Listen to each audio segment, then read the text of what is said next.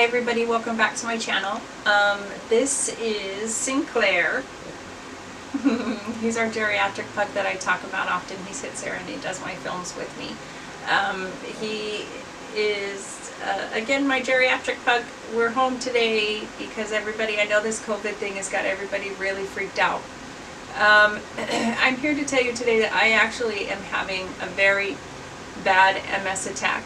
And I went to the hospital yesterday. Last week I looked really good, but I knew something was really strange, and I talked to you guys about my ear and what was happening at the time, and it ended up being probably the second most massive MS attack I think I've had. Little man probably doesn't want to sit with me, but anyway, this is very similar to the same one that I had my initial attack. And at this point in time, I really cannot see very well. I have the rolling eyes. I can't remember what they call them. You'll have to forgive me on that. And I don't know if you can see that I cannot focus really on the camera.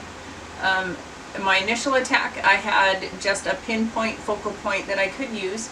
And at this point, it's down and to the left on this. And that's the only way that I can get my eyes to focus. So please forgive me. It makes me extremely nauseous. I am so dizzy that to me, I'm sitting completely sideways. I feel like I'm sideways like this, just trying to look at the camera. I love it that everybody comes to the channel, and I know we've had a couple people that are just as afraid of this COVID-19 as I was.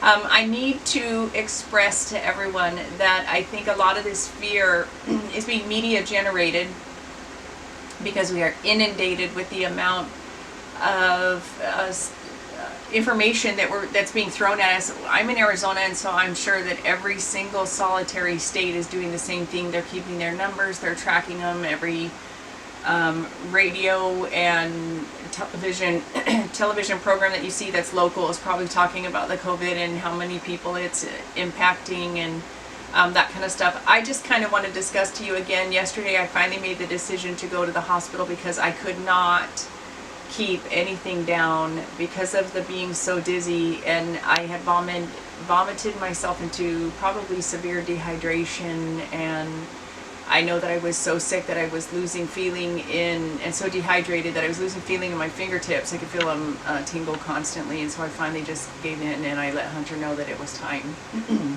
We don't live in an area, or in the apartment complex that we live in, or the condo complex we live in, we're not very close to our cars. So that was actually what the huge, what would you say, the biggest worry that I had was actually trying to be upright, not vomit out in front of everybody and their dog, and get to the car, and then the car ride to the hospital. That was what it was. A really big thing for me. I was trying to decide whether I wanted to call 911 or not. I kind of want to stress to you guys, as I was at the hospital yesterday, the thing that I was encouraged by was the fact that they were sterilizing absolutely everything. The one thing I was discouraged by, even though encouraged as well, was that I was the only one that was allowed in the hospital bed. Obviously no visitors, no nothing, because they wanted to reduce every exposure possible to anybody who might not have the COVID and who might. Sterilize your own home. If there's plenty of stuff that you really do need to come in contact with that you're going to be giving to someone else, be mindful. If anything, if you're shopping for someone else as well, maybe even use gloves. That way, if your hands are contaminated for whatever reason, because of touching shopping carts or anything like that, getting gas, I actually have gloves in the car. I know that those are one of the most dirty things. Nobody thinks to clean. Money as well. If you can, use your plastic. Don't touch any cash. Any cash. If you do have cash with you, I recommend shoving it through the washing machine. It is cloth. It is made of cotton. Send it through the washing machine. No change whatsoever, unless you're going to stick that in alcohol and clean it off as well. I don't recommend any of that because this virus can live for almost 14 days on top of items and that kind of stuff, depending, just maybe that would be something that would be worth looking for. I'm giving you these facts as they are, as updated as fast as I can get them. So I wanted to let you know that I really appreciate everything that you guys are going through, and I'm doing the same, and I have fallen prey to the media hype, and I have fallen prey to my own worry and my own stresses every day of keeping myself healthy, keeping my family healthy, and staying healthy so that I can still do my job and help the people out there who do need help. So please forgive me. I'm hoping this isn't going to be way too long. And thank you for meeting my Sinclair. He's already laying down. He's like, Mama, I'm bored.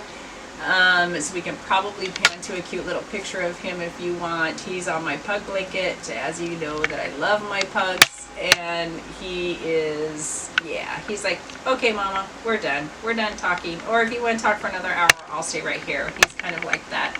So anyway, thanks everybody for watching.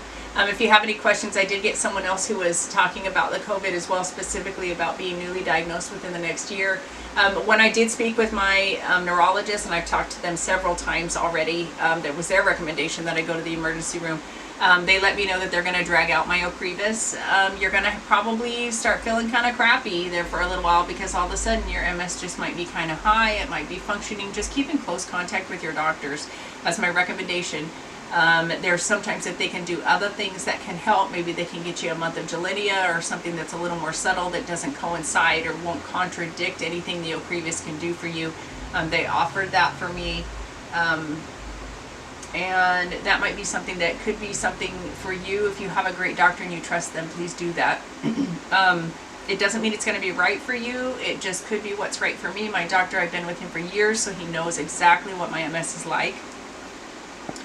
And that is really important, and I do feel bad for you people that have been newly diagnosed. So if if there's, I don't know how else to recommend just stay in close contact with your doctors. They want to know how you're doing. Their job is to take care of you, and that's really what they need. So try to relax, have a cup of tea, cup of coffee, cup of cocoa, watch a good, happy love story movie if that's what you need. I tried to watch 2012 the other day, and my mother-in-law, Dana's like, it's an apocalyptic movie. She said, please no. I saw the humor, she didn't see the humor, so anyway, I thought it was funny. I really liked that movie very much, but it has a good ending, somewhat of a good ending. So anyway, she didn't find it funny. I thought it was hilarious, but anyway, I love all of you. Please try to stay healthy, and I'll get this video up as soon as possible. If you have any questions, comments, I am trying to monitor as best as I can read, guys, and I will respond, and if not, I will have Hunter respond for me. So again, we love you both, and we appreciate you following us and our journey and everything that we're going through with this MS. Please know my heart is there with you, and for all of the millions of people that has MS with us, my heart is there for you. So anyway, please eat well. Don't do any exercise unless you can do it within your home, or you can stay within 6 feet of each other, and that means just getting out, walking around your backyard, doing anything. But try to do the things that make you happy, and read a lot. Just stay away from the media.